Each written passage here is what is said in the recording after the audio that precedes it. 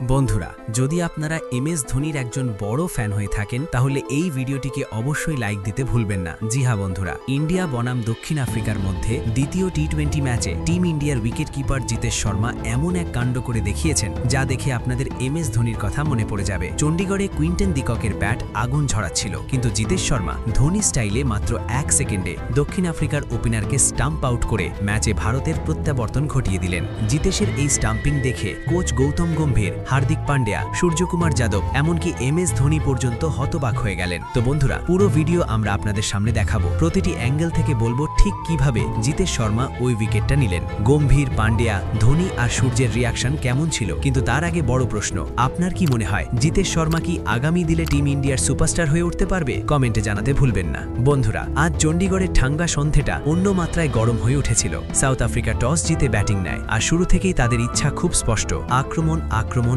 আর আক্রমণ। ডিকক আর রেজা হেন্ড্রিক্স যখন ক্রিজে নামলেন মনে হচ্ছিল প্রথম ওভার থেকেই ঝড় বইবে। ভারতীয় বোলিং শুরু করেন আর্শদীপ আর বুমরা। আর্শদীপ প্রথম কয়েকটা বল ভালো করেছিলেন, কিন্তু ডিকক ধীরে ধীরে সেট হতেই ভারতীয় বোলারদের উপর ঝড় বইয়ে দিলেন। তার টাইমিং, তার পাওয়ার, তার শটস সবকিছুই নিখুঁত, প্রত্যেক বল যেন বাউন্ডারি পেরিয়ে যাচ্ছে। এদিকে হেন্ড্রিক্সকে দুর্দান্ত ফ্লাইটে বরুণ চক্রবর্তী 8 রানে আউট করে প্রথম সফলতা এনে দেন, কিন্তু আফ্রিকার আক্রমণ থামেনি। মার্করাম এসে আবারও গতি বাড়ালেন। 11তম ওভার ছিল পুরো ম্যাচের টার্নিং পয়েন্ট। আর্শদীপ একের পর এক 7টা ওয়াইড ফেলে দিলেন। পুরো ওভারটাই নিয়ন্ত্রণের বাইরে চলে গেল। কোচ গৌতম গম্ভীর গরম কয়লার মতো লাল, দাঁড়িয়ে থেকেই জোরে বকুনি দিলেন। ঠোঁটের নড়াচড়া দেখে বোঝাই যাচ্ছিল তিনি রাগে কি বলছেন। দৃশ্য দেখে সূর্যকুমার যাদবও হতভম্ব। লাইভ ম্যাচে ভারতীয় কোচকে এমন ক্ষিপ্ত কখনো দেখা যায়নি। ওভারটা দক্ষিণ আফ্রিকাকে দিল 18 রান, আর ম্যাচের মোমেন্টাম পুরোপুরি তাদের দিকে। এরপরও ডিককের তাণ্ডব থামেনি। মাত্র 46 বলে 90 রান করেন, 7 ছক্কা 5-4 মেরে। ভারতীয় বোলাররা পুরো চাপের মধ্যে পড়ে গিয়েছিল, কিন্তু ঠিক তখনই এলো সেই মুহূর্ত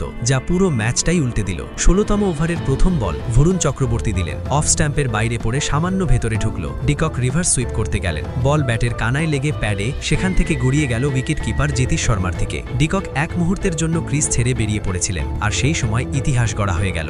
জিতেশ বল হাতে আসতেই বজ্রগতিতে স্টাম্প উড়িয়ে দিলেন। ডিকক ঘুরেও দেখার আগেই বুঝে গেলেন সব শেষ। স্টেডিয়াম 1 সেকেন্ড নিস্তব্ধ, তারপর আগ্নেয়গিরির মতো বিস্ফোরিত হলো। কমেন্টেটররা চিৎকার করে উঠলেন, আর ডিকক 90 রানে আউট হয়ে গেলেন। হার্দিক দৌড়ে গিয়ে জিতেশকে জড়িয়ে ধরলেন। সূর্য হাত তুলে উদযাপন করলেন, কিন্তু মুখে অবাক ভাব। গম্ভীরও হাসি চেপে রাখতে পারলেন না। ডিকক আউট হতেই দক্ষিণ আফ্রিকার ইনিংস ভেঙে পড়তে লাগলো। মার্করামকে বরুণ চক্রবর্তী ফাঁদে ফেললেন। ব্রেভিস তাড়াহুড়ো করে আউট হলেন অক্ষরের বলে। 15.4 ওভারে দক্ষিণ আফ্রিকার স্কোর 156। ভারত ম্যাচে ফিরে এসেছে। জিতেশ শর্মার এই স্টাম্পিং শুধু একটি উইকেট ছিল না, এটা ছিল মোমেন্টাম চেঞ্জ, এনার্জি চেঞ্জ, পুরো ম্যাচের রিদম বদলে দেওয়া একটি মুহূর্ত।